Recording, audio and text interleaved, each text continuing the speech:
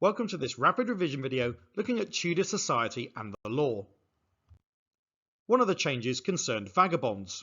These were travelling poor people who were looking for work or begging or maybe both.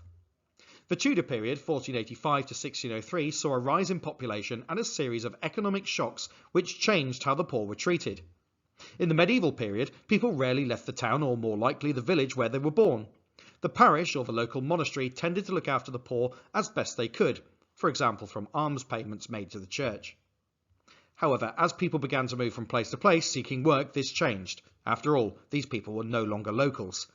When these vagabonds arrived, there was often no work for them to do. Attitudes hardened towards them.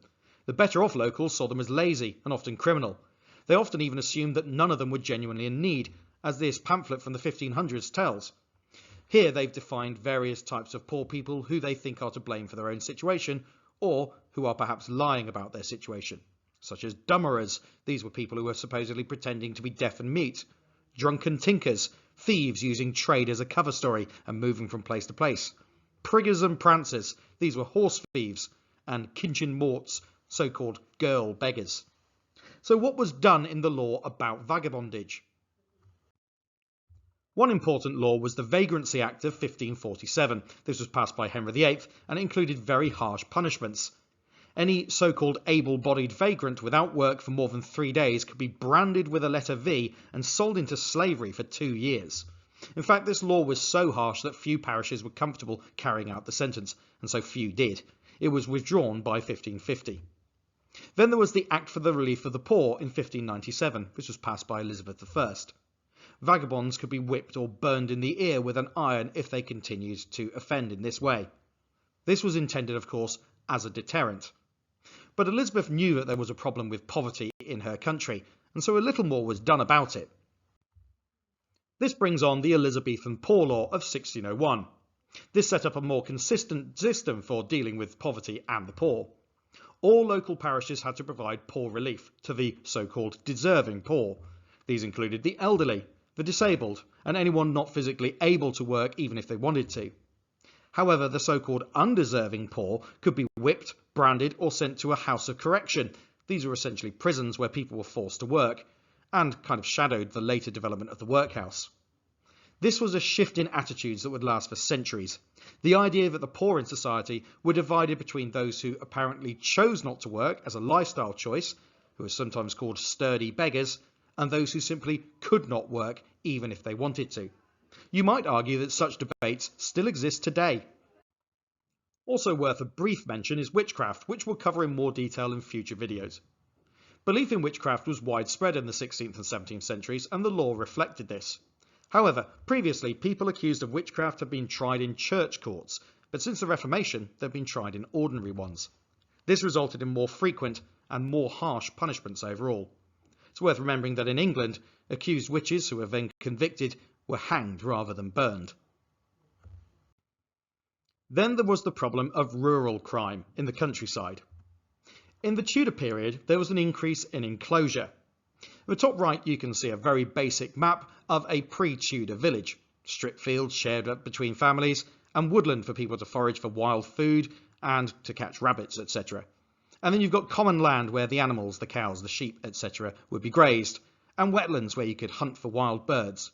All of this supplemented the monotonous diet of the poor. Enclosure changed this.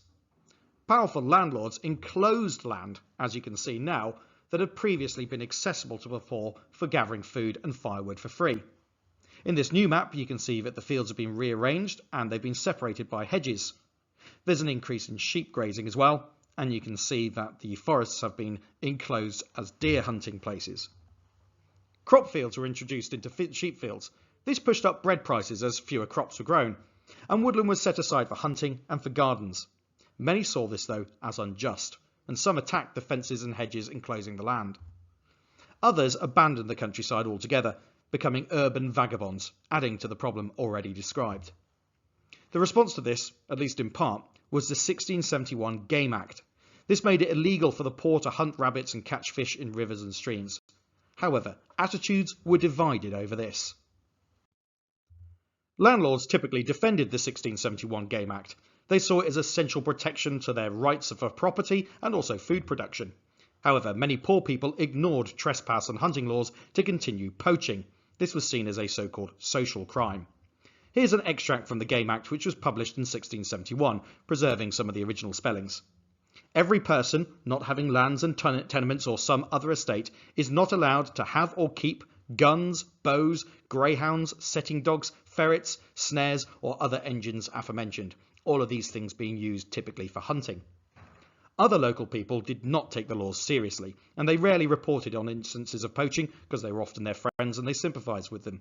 This made it very hard to prosecute anyone and enforce this law. Another rather underreported crime was smuggling. New products led to new taxes, and new taxes encouraged people to try and dodge them. Increases in international trade in the Tudor period introduced products like tea, spices, and even some new alcoholic drinks like rum. Taxes on these products were paid when they were brought into the country. These are known as import duties. These costs were then passed on to customers through higher prices. Smugglers brought goods ashore illegally, tax-free, and therefore sold their products at prices that undercut legitimate traders. Because people enjoyed paying lower prices for their products, this was another law that was hard to enforce. Few people would hand the smugglers over to the revenue men and make them pay their taxes or suffer the consequences, and so therefore smuggling was largely unpunished in many areas. Changes in Tudor society led to changes in the law too. Often the poor were involved with criminality, and often people saw poverty as a choice. This led to a lack of sympathy for people who were begging. However, economic difficulties led to a rise in poverty and crime in both towns and in the countryside. One response was the Vagrancy Act of 1547, passed in the reign of Henry VIII. This punished vagabonds with branding and slavery.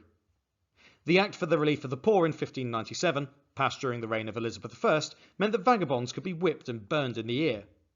The harshness of these laws meant that they often weren't enforced though.